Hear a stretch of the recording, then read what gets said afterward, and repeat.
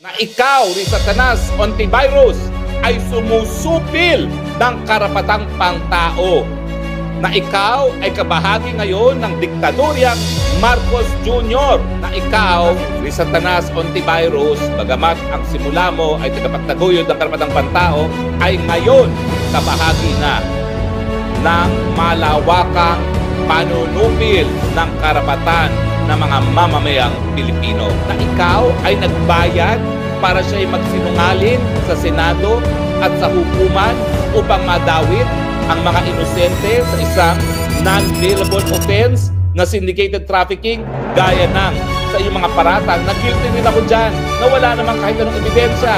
Inatrasan ba kita? Meron ka bang nakuha nung 3 beses sa pagharap ko sa inyo, 2 beses sa pagharap ko sa inyo? Di ba wala? Ano naman ang kinalaman dito sa sinasabi kong lumabas na ang tunay na anyo ni Satanas Ontivirus?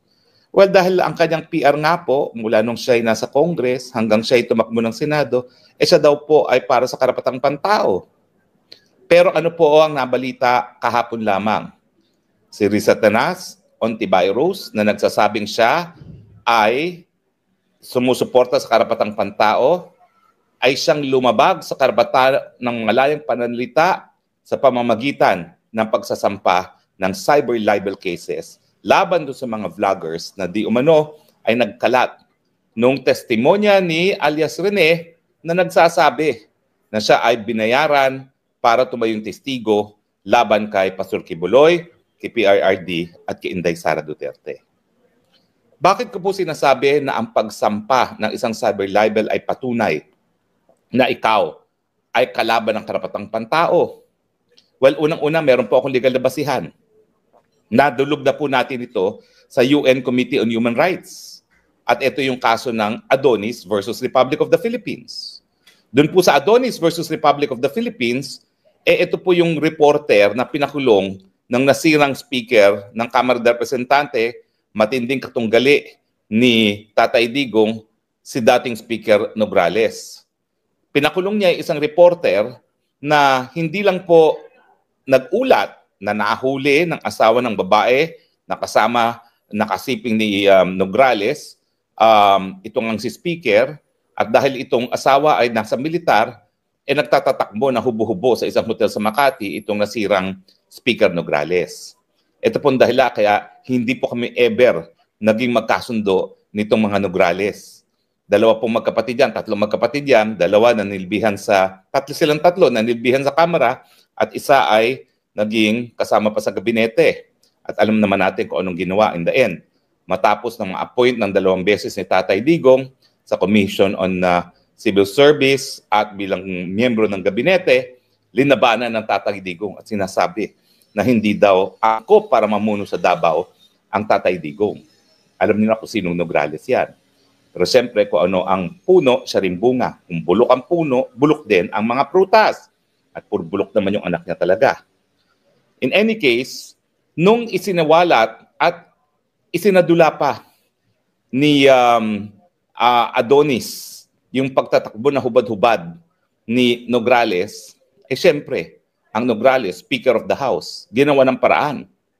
Sa Davao niya sinampa ang kasong libelo at miski hindi po nakapag-participate itong si Adonis, ay siya'y nahatulan na guilty. Nung nalaman ko siya nakakulong na sa Davao Penal Colony, sabi ko baka naman pwede nating tulungan yan dahil bilang isang profesor ng international law at international lawyer, ang sabi ko, may remedyo dyan. Dali natin ang kaso sa UN Committee on Human Rights. Ano ba itong UN Committee on Human Rights? Ito po ay isang treaty monitoring body. Ang trabaho nila ay binabantayan ng mga bansa kung sila ba ay tumutupad sa kanilang obligasyon sa mga kasunduan tungkol sa karapatang pantao, kasama na dyan yung International Covenant on Civil and Political Rights, kung saan nagsasabi na wala dapat batas na ipapasa ang kahit anong bansa na sumusupil sa karapatan ng malayang pananalita at malayang pamamahayag. Now, ang sabi ko, at ito yung kauna-unang pagkakataon na nagkaroon ako ng chance para ma-meet si Tatay Digong at makipagtrabaho sa kanya. Sabi niya, totoo ba na may ganyan? Sabi ko, opo.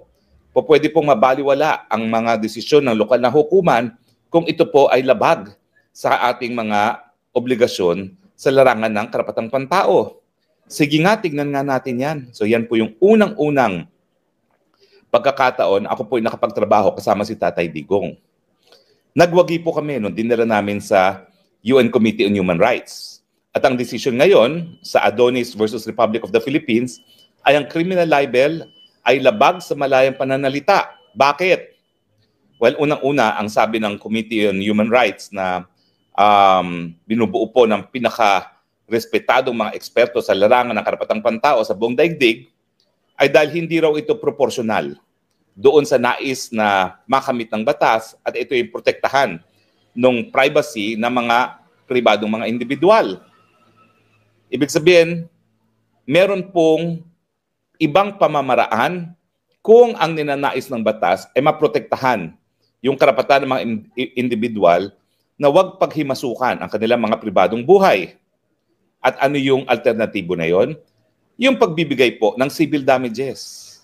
Hindi po pwede kasi na habang sinasabi natin na ang karapatan ng malayang pananalita ay napaka-importante sa isang demokrasya, dahil sa pananalita, may makukulong. Hindi po angkop yung pagkakakulong dun sa layunin ng libel law na protektahan yung privacy ng mga pribadong individual. At ang alternatibo dito ay yung pagbabayad ng danyos perwisyos pero walang kulong. At ang pangalawa, ang sabi ng yun nga po ng UN Human Rights Committee, hindi lang siya paglalabag sa karapatan ng malayang pananalita, merong alternatibo at ang alternatibo nga ay ang pagbabayad ng danyos perwisyo. Kaya po ako, sa dami ng mga fake news, sa dami ng mga pula sa akin, ni minsan hindi po ako nagsampa ng kahit anong libel case. Dahil hanggang ngayon po, bagamat nag-utos ang Human Rights Committee na dapat i-decriminalize ng Kongreso ng Pilipinas ang criminal libel, hindi pa po nagagawa yan. Pero hindi ko naman po pwede na sa dami ng mga maling sinasabi sa akin na masasakit na paninira sa akin, kahit ganong nasasaktan na aking damdamin, hindi naman po pwede na sinasabi ko na ako'y tagapagtaguyod ng karapatang pantao, lalong-lalo na ang karapatan ng malayang pananalita, tapos magsasampa ako ng libel. That's a contradiction in terms. Ibig sabihin yan, hindi ka talaga tagapagtaguyod ng karapatang pantao, bagamat ikaw sa iyong PR, sa iyong pananalita, ay nagdedeklara na ikaw ay isang taga-suporta ng karapatang pantao, pero sa iyong aksyon, pinapakita mo naman na sa totoo lang, ninanais mo rin supilin yung mga bagay-bagay na nababasa mo, narinig mo, na hindi mo gusto. Sa totoo lang po ako, alam nyo yan. Siguro ako na ang pinakamaraming pula na natanggap sa lahat po ng mga opisyalis ni dating Presidente Duterte. At marami talagang pagkakataon na dapat nag-file ako ng libel. Kasi maraming mga nagsasabi na ako daw ay kriminal. Yan, si Risa Tanas Ontiveros. Ang dapat ko talaga unang-unang idemanda si Risa Tanas Ontiveros dahil sinasabi niya, kriminal daw ako dahil sa Pogo. Wala namang napakitang ebidensya na kriminal na bagay na ginawa ko noong mga panahon na legal ang Pogo dahil hindi nga po ako na-involve sa kahit anong Pogo. Abogado lang po ako ng isang kumpanya na nagpaupa sa isang Pogo. So talagang ako, kung ako ay hindi seryoso sa aking pagtataguyod ng karapatang pantao, ang una ko ng dinimanda for libel, Risa Tanas Ontiveros, dahil siya ang unang-unang nagbibintang sa akin ng isang krimen. Huy, miski yan ay nakabinbin ngayon sa korte dahil yan isang tanim kaso hanggang hindi napapatunayan na ako'y nagkasala, I am presumed innocent. Pero dahil nga wala naman siyang pakialam sa karapatang pantao, yung Risa Tanas na yan, ay sasabihin, kriminal yan si Harry Roque nagtatago. Huy! Kung ikaw ay talagang tagapagtaguyod ng karapatang pantao, pangangalagaan mo ang karapatan ng asylum. So yung mga pinagsasabi na dapat ako umuwi sa kabila ng pagigipit na alam mo namang ginagawa sa akin ng iyong kakamping Marcos Jr., yan ay papatunay din talaga na hindi ka tagapagtaguyod ng karapatang pantao. Sabi nga ng iba sa social media, che! Di ba, no? Che! Fake ka. Plastic. Diba? Kalaban ka ng karapatang pantao dahil ang iyong pagsampa ng cyber libel laban sa mga vloggers na wala namang ginawa kung hindi i-repost ang naging video testimony ni alias Rene na nakasulat din at sinumpaang salaysay ay patunay na ikaw, Rizatanas Ontiveros, ay sumusupil ng karapatang pangtao. Na ikaw ay kabahagi ngayon ng diktadoryang Marcos Jr. na susupilin ang lahat ng kalaban ng administrasyon. Na ikaw, Rizatanas Ontiveros, bagamat ang simula mo ay tagapagtaguyod ng karapatang pantao, ay ngayon kabahagi na ng malawakang panunupil ng karapatan ng mga mamamayang Pilipino. Evidence, cyber libel cases filed against the vloggers. Anong intention mo sa pagsasampa ng mga cyber libel na yan? Di ba dahil nais mong ipakulong yung mga nagkalat ng testimonya ni alias Rene na nagpapakita at ito naman ay sinumpaang salaysay din na ikaw ay nagbayad para siya ay magsinungaling sa Senado at sa hukuman upang madawit ang mga inosente sa isang non-bailable offense na syndicated trafficking gaya ng sa iyong mga paratang na guilty rin ako dyan na wala namang kahit anong ebidensya. Next time magsabi ka umuwi ako, sabihin mo sa akin anong ebidensya. Isiwalat mo kung anong iyong ebidensya. Wag ka magtatago sa pagiging senador. Ang hamon mo pa, sige humarap ka sa Senado. Bakit? Inatrasan ba kita? Meron ka bang nakuha nung 3 beses sa pagharap ko sa inyo? 2 beses sa pagharap ko sa inyo? Di ba wala? Hindi ka nga makasagot pag ako sumagot Ang gusto mo, tumahimik lang ako ng tumahimik at ikaw lang magdakdak ng magdakdak dahil binabasa mo lang naman ang dinadakdak mo at hindi mo naman naintindihan ang sinasabi mo. Di ba? Ngayon, sa iyong pagsampa ng cyber libel, lahat yung mga goody-goody friends mo, hindi na maitatanggi. Lahat kayo manunupil ng karapatang pantao dahil ang cyber libel sang-ayon sa UN Committee on Human Rights ay labag sa karapatan ng malayang pananalita.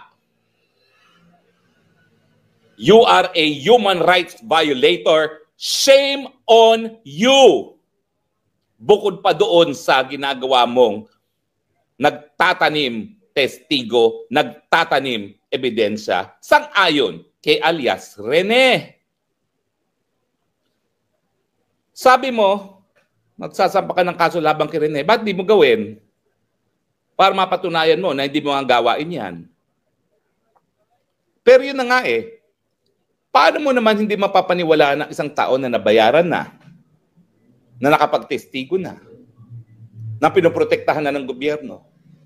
Pero dahil nga, yung tawag ng konsyensya, nagsiwalat ng katotohanan. At ano naman ang mahihita mo kung mapakukulong mo nga itong mga vloggers na ito? Sa tingin mo ba, kung yung mga vloggers na dinimanda mo ay makukulong, matatahimik na yung buong bansa sa pagtatanong? Totoo ba yan, Rizatanas Ontiveros, na nagtatanim ebidensya ka, nagtatanim testigo ka? Alam mo kasi, ang dami ng desisyon na sinabi ng Korte Suprema. Pag ikaw, taong gobyerno, huwag kang balat sibuyas. Kung hindi mo matanggap ang mga pagpupula sa iyo at may karapatan ang mga taong bayan bilang tagabayad ng buwis na ikaw ay pulaan, huwag kang maggobyerno. Hindi ka naman pinilit maging senador. Gustong-gusto mo nga, 3 beses ka natalo bago ka naging senador. Tapos hindi ka makatanggap ng pula sa taong bayan. The truth shall set you free. Kung walang katunayan, walang katunayan yung tanim ebidensya mo, malalaman at malalaman din natin yan. Pero nasasaktan ka kasi in the first place, wala pang enough na basihan para ikaw ay paniwalaan talaga ng taong bayan. Dahil kung ikaw sa mulat-mula ay pinagkakatiwalaan, sa unang beses pa lang na pagtakbo mo sa Senado, panalo ka na. Dahil ikaw naman, palagi kang kakampi ng administrasyon. Nung ikaw'y kongresista, oo, hindi ka talaga kakampi ng administrasyon. Pero siyempre, nanalo ka bilang senador dahil kakampi ka ni Noynoy Aquino, di ba? Hindi mo naman matatanggi yan. At pinagsasabi nga na dapat pag-aralan kung paano mo nagamit yung PhilHealth. Na alam naman natin na ang pondo ng PhilHealth hanggang ngayon ay ginagamit sa lahat ng bagay except para sa kalusugan ng mga mamamayan. Nais mong supilin ang mga pula sa iyo dahil alam mo sa mulat-mula, hindi ka tanggap ng taong bayan. Nahalal ka lang dahil nagkaroon ka ng sapat na pera, sapat na endorsement ng isang administrasyon na nakaupo, kaya ikaw nahalal. Yun ang katotohanan.